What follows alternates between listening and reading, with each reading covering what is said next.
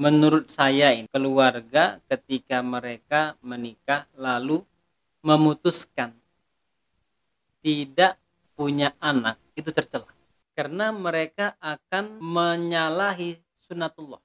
Sunatullahnya apa? Ketika bertemu antara laki-laki dan perempuan, normalnya akan lahir anak.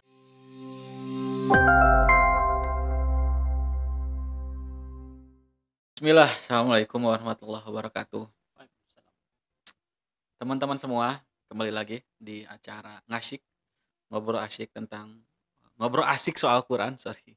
Ngobrol asik soal Quran, masih tetap bersama Ustadz Arfiansah. Alhamdulillah. Alhamdulillah. Masih sehat, Ustadz? Alhamdulillah. Selalu semangat. Alhamdulillah. Alhamdulillah.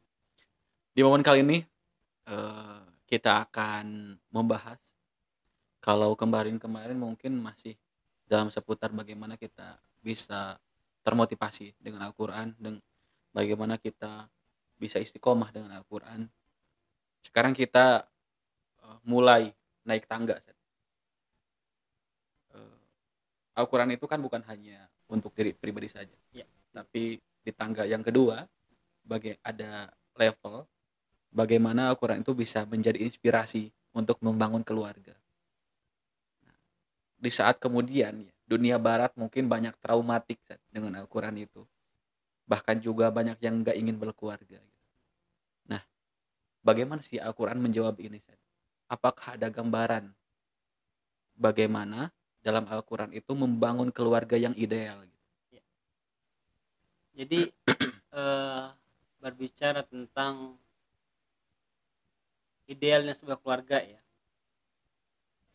Ada satu surat dalam Al-Quran tentang keluarga. Apa sih? Ali Imran. Ali Imran. Ya, bukan Al-Imran ya, tapi Ali Imran. Ali Imran. Keluarga Imran. Keluarga Imran. Imran ini kitabnya masih kitab Nabi Musa.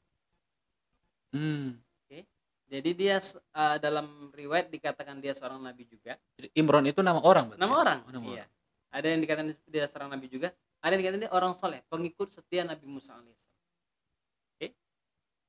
Lalu Imran ini punya anak namanya Maryam. Okay. Punya murid namanya Zakaria. Nabi Zakaria. Okay.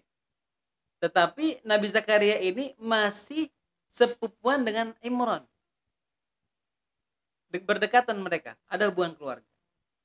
Nah, kita tahu riwayatnya, Imran punya anak namanya Maryam.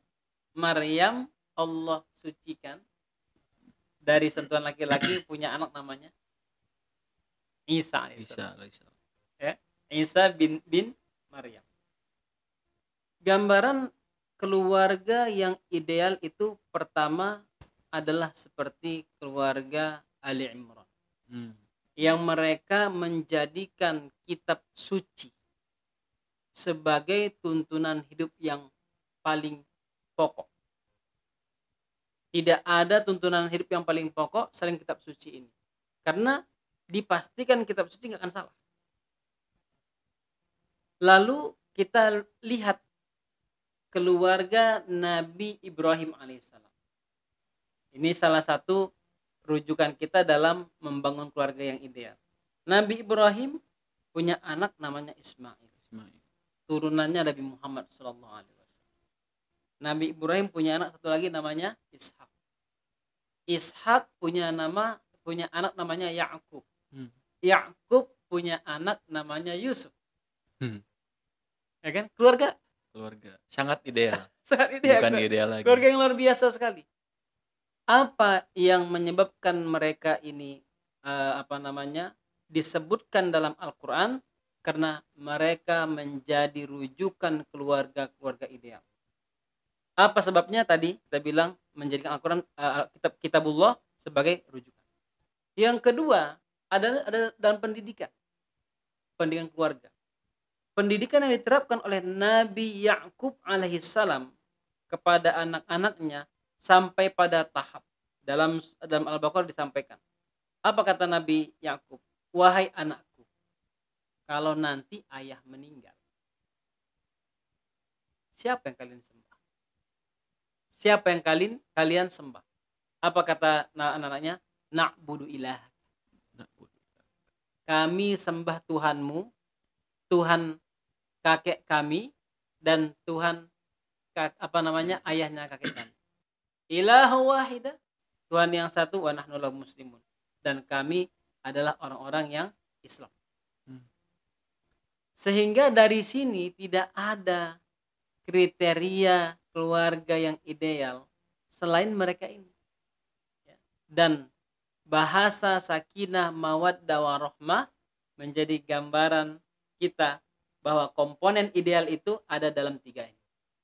Ketenangan, sakinah, mawaddah, kecintaan, ya, kasih sayang, warahmah, rahmah itu adanya kemudahan dalam segala urusan. Anak-anak kita dididik dengan baik, istri kita dididik dengan baik, bukan dengan kekangan, tapi dengan baik. Di situ rahmanya tadi itu. Dan kriteria 3 ini yang selalu dibahas oleh para ulama dalam menentukan keluarga yang ideal. Banyak saat mungkin ya suara-suara pesimis di luar sana terkait membangun keluarga. Mungkin kalau dicontoh atau diberikan perspektif dari contoh-contoh dan teladan Nabi itu, banyak yang mengelak, oh itu kan Nabi gitu. Ya. Nabi gitu kan. Tapi kan kita manusia biasa gitu. Nah, apakah bisa inspirasi yang dibawa oleh para Nabi Ayub, Ibrahim, sampai ke anaknya Ismail, Yakub gitu kan, itu diinternalisasi ke dalam keluarga hari ini? Ya. Kenapa tidak? Bukankah setiap kisah dalam Al-Quran itu menjadi contoh sama kita?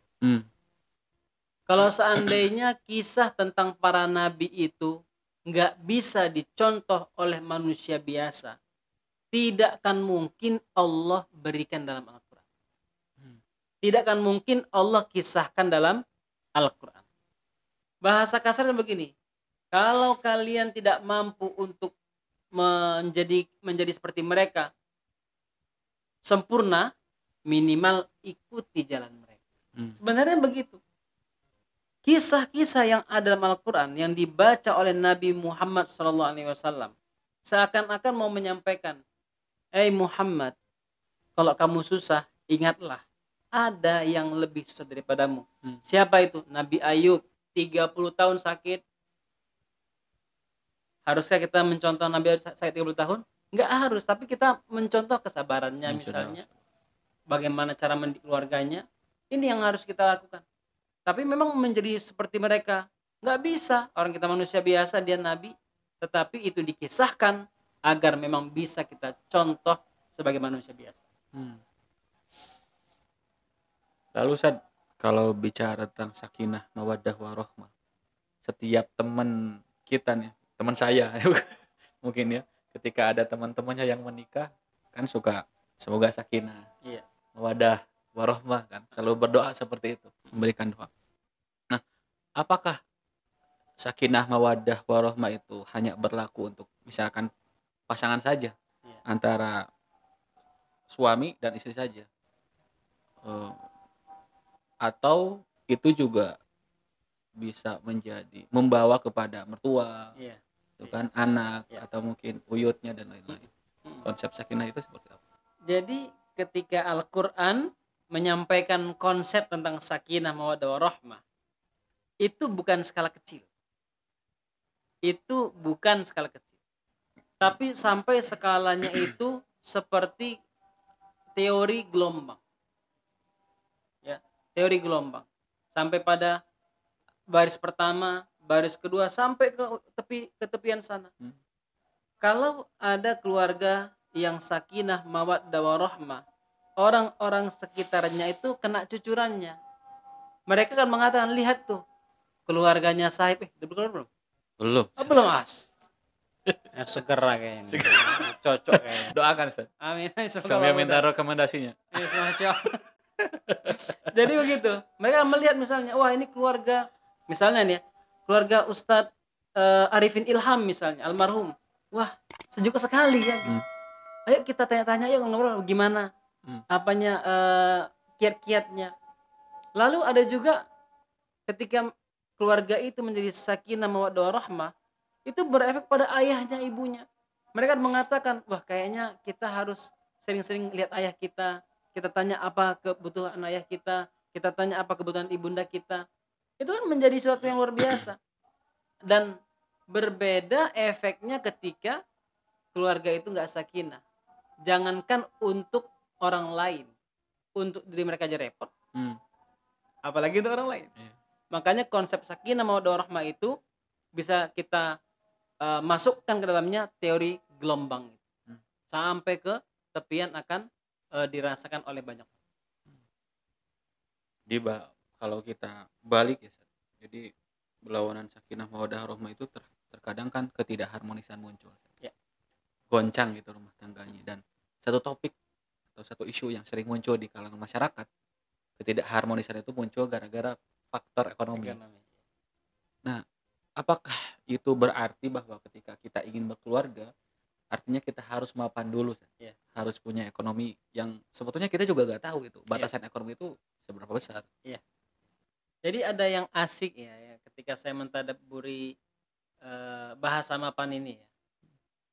Kan rata-rata kalau orang yang mapan itu siapa sih sebenarnya? Pastinya orang yang mapan itu yang sudah teruji ya. Iya. Teruji, terbukti ya. Itu yang mapan gitu. Sedangkan kita baru mau nikah. Jadi saya itu begini. Kalau ada orang tua yang bilang sama anaknya, "Nak, kalau nanti kamu menikah, cari yang mapan." Hmm. Wah, ini peluang besar bagi saya ini. Ya kan? Kan teruji. Orang yang sudah bertahun-tahun berumah tangga, punya anak sampai kuliah semuanya, kan itu mapan namanya. Teruji dia, udah mapan dia. Nah, ternyata nggak begitu. Ya. Hebatnya Al-Quran itu memberikan kriteria bukan seperti itu. Apalagi sekarang ini orang tua kita terkadang mohon maaf ini, orang tua yang sangat membuat standarnya itu terlalu rendah. Saya bilang rendah, nah kalau kamu nanti nikah minimal calon suamimu PNS. Rendah banget saya rasa. Ya kan? Rendah banget saya rasa. Nah, jadi yang disebutkan dalam Al-Quran itu jelas kan. Ya, ketika kita berbicara tentang apa namanya pernikahan itu bukan ide, bukan mapan, tapi mampu. Rasulullah bilang begini, ayyuhas syabab, wahai pemuda, man istata'a minkumul ba'a falyatazawwaj. Barang siapa di antara kalian yang sudah mampu, maka menikahlah. Bahasa mampu ini kalau saya sinkronkan dengan kemampuan saya pas mau menikah, ditanya sama mertua saya, nanti kalau nikah bagaimana? Saya bilang, Pak, kalau nanti kami menikah, insya Allah setidaknya anak bapak bisalah saya kasih makan 3 kali sehari. Tapi kalau anak bapak minta macam-macam ya saya nggak sanggup. Saya bilang gitu kan. Oh itu udah bagus, udah keren. Kayak gitu kan. Padahal waktu itu penghasilan saya paling nyata ya itu 1 juta per bulan. Dan itu saya nyambi kuliah. Nah, kita kembali lagi pada kembali pada bahasa mapan tadi itu. Sebenarnya bukan mapan. Bahkan Baginda sallallahu alaihi wasallam bilang begini, barang siapa yang hendak menikah, ya, maka hendaklah dia mencari wanita yang cantik, kemudian kaya, lalu keturunan baik, perhatikan agamanya. Itu menjadi kunci utama, perhatian agama itu. Dan pemahaman ini bukan hanya dari laki-laki ke perempuan. Dari perempuan ke laki-laki juga boleh. Berarti saya harus mencari calon suami yang ganteng. Kemudian ya punya ekonomi dia, punya penghasilan, orangnya baik, keluarganya baik, juga agamanya bagus. Kalau seandainya takaran mampu kita itu adalah ekonomi, berapa banyak orang yang menikah dengan landasan ekonomi yang tidak akan mungkin habis, kasarannya ya bertahun-tahun, tetapi satu hari nikah besok cerai. Apakah kita ini seperti itu? Iya. Berarti kriteria faktor ekonomi jelas ya, bukan jadi faktor utama. Dia bukan jadi faktor utama, tapi juga penting. Penting Penting dia. nggak harus kaya, tapi mampu. Mampu. Oke, siap. Kemarin, Ustaz, kemarin eh, kita banyak mendengar di media sosial terkait isu child free atau bebas dari anak.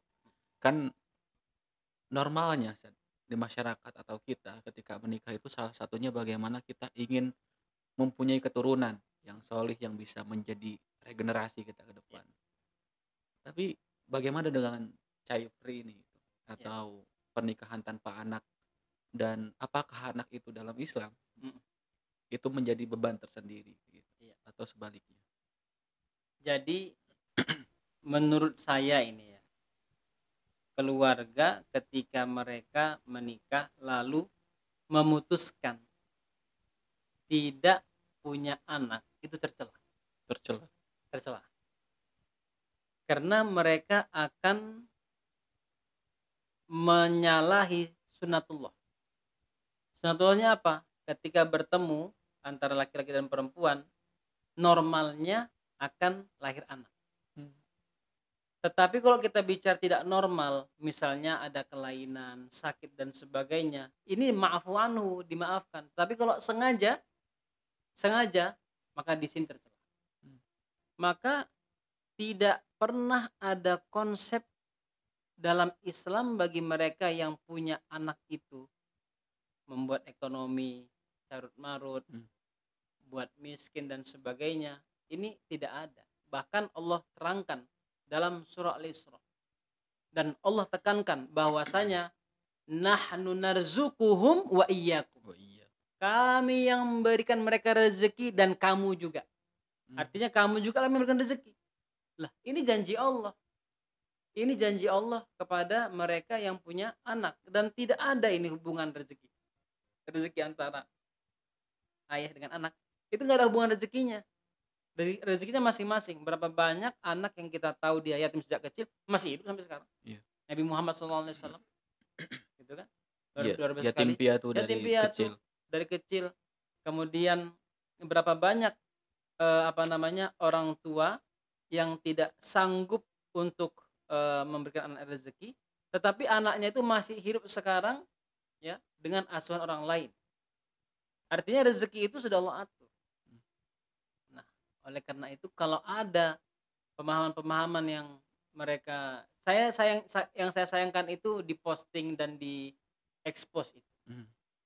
Saya hanya bisa mengatakan pemikiran seperti ini itu pemikiran liberal, pemikiran feminisme, pemikiran yang tidak benar, pemikiran yang dibawa oleh mereka yang sebenarnya tidak ada agamanya.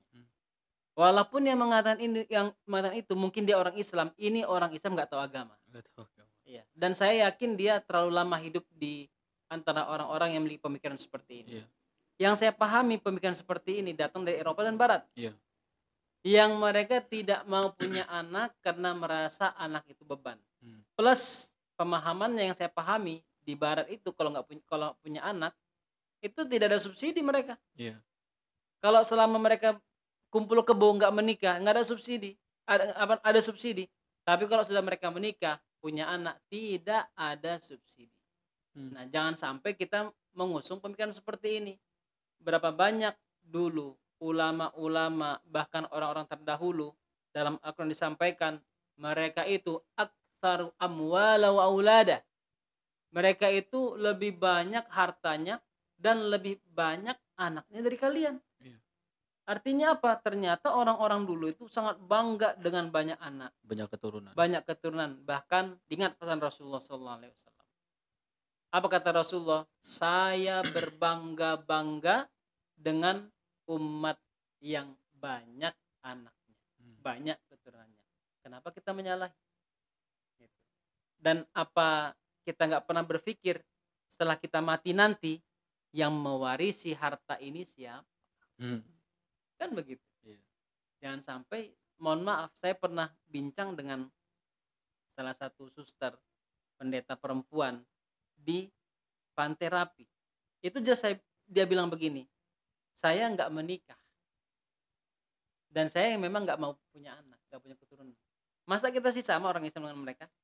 Kan nggak boleh.